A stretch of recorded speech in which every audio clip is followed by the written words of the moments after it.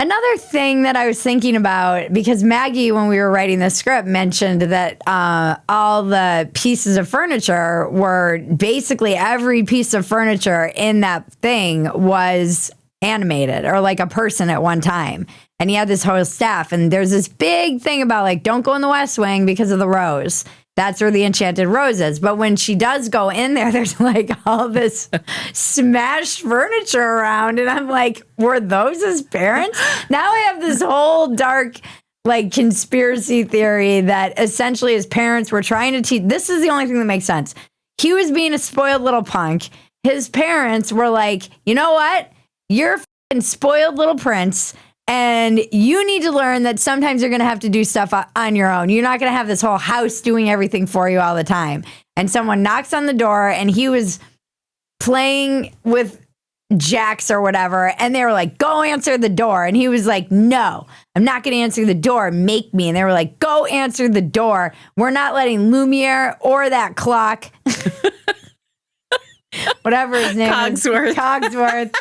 We're not letting Lumiere or Cogsworth near the door. We're ordering them all to stand down, and you have to go answer that door. And so he just begrudgingly does because they threatened to take his jacks away. Because all 11-year-old boys love playing with jacks. I don't know what that, like, they didn't have video games. I'm just like, what are the... I love it. Jacks, classic. Well, I don't know what they played with in France in the 1800s or Threatened to take his pony away or something.